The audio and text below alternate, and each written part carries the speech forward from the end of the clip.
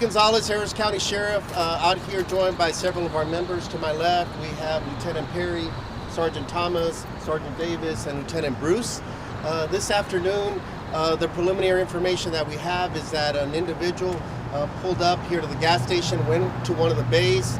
He walked inside to pay for his purchase of gas. As he was returning back, he had noticed that a separate vehicle had parked in the pump adjacent to it, just on the other side of the pumps. He noticed that his window had been shattered in a possible commission of a crime.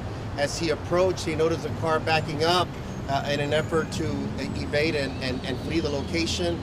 And so being in fear because inside his car was a bag with other weapons, he was afraid they had possibly obtained them.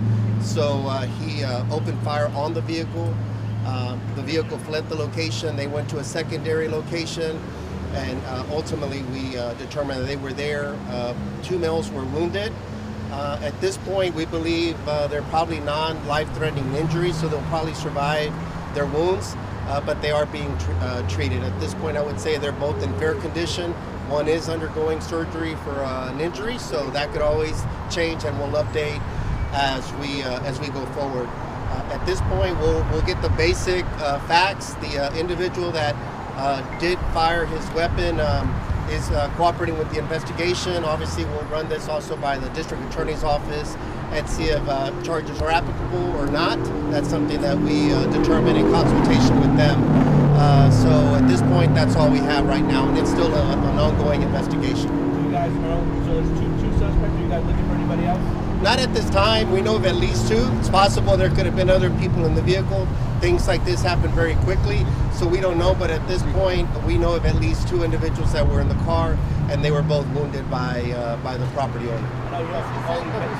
What was the reason that he got another weapons in the car, the victim? He was going to go to the pistol range, so it's something that many citizens do. He was going to do. He had the right to do that. He stopped here to make a purchase, and in plain daylight, you have people committing crimes, which is something that we talked about, these people got to stop doing this, and people are getting tired of it. Facts, yeah. But right now, with those basic facts, do you anticipate as a law enforcement officer that the charges could be filed against the shooter? I don't want to speak for the DA's office because, out of courtesy to them, they ultimately make those decisions. But we believe that this individual was just acting in accordance with trying to protect his property, possibly in fear for his life, with the different factors, the sequence of events. Obviously, none of us were here, so it's a matter of looking at the totality of all the evidence. But that's ultimately a decision that will be made by our investigators and our district attorney's office. So I can't speak ahead of what they ultimately decide. I'm just giving just a general perspective from my end. Can you talk to us just about your frustrations? This happened, highlighted 48 hours ago with one of your own who came out to find sort of the same thing. Just the frustration that this is happening way too often. It is happening way too often, and again, the contrast the other day, evening, today daytime, and people are out committing crimes. It's unacceptable. It needs to stop. Our frontline deputies, our supervisors are all working hard throughout the county to keep the community safe. Obviously, we can't be everywhere 24/7. And people are very frustrated. They're frustrated by the lack of accountability that people do seem to come into the system and quickly come out. And beyond that, the long delays and them getting back to court and a variety of things. The violent offenders or chronic offenders that are getting out with low bonds or PR bonds, all those are very concerning. I don't know the status of these individuals or their history or anything like that. But we're going to continue to hold the line and be aggressive and proactive with our proactive policing, our crime reduction units. They've been effective. And we're going to keep doing our job and stay focused, but people are tired of the crime. They're tired of being victimized, of their property being damaged and stolen. It needs to stop. There's not a simple answer, just a lot of frustration is what I would say. Can you talk to us just about this very busy intersection, talking about gunfire, luckily nobody else was injured? Yeah, luckily nothing else happened. It appears to have been very focused.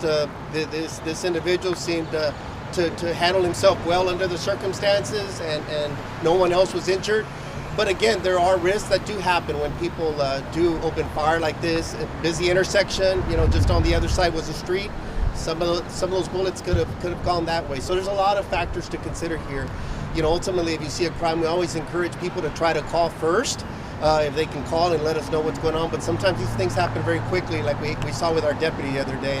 And what a hero, what an amazing man that took action as he was trained to do, and we expect him to do.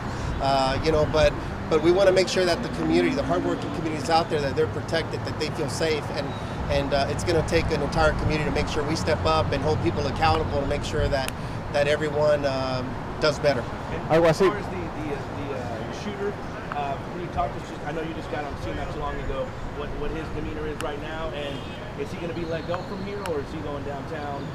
We don't know what the investigators will decide. Again, it just depends how much they could get done right here. It is a business here. We don't want to disrupt the flow of the business any more than it's already been disrupted. But we'll determine what next steps are. There's different ways that it could go, and sometimes they are released depending on what's going to happen with the follow-up. But again, I always, I've been an investigator before, and out of deference to investigators, I think it's important for them to make those decisions. On its surface, it appears that there are some similarities between the events 2 nights ago and a shooting like this. Do you see those, and do you want to talk about that? Can you be more specific? Well, so I mean, we've got a gentleman who's coming out of a store, and, Yep. and he's confronted with a situation that he has to handle on his own. And I guess despite the fact that 2 nights ago ended really tragically, and we had a man with a badge, the only major difference from the incident leading up to it was the badge, essentially. Yes. Is that right? There are similarities now that you mention it, and so. Again, I mean, we're getting prepared to honor a hero.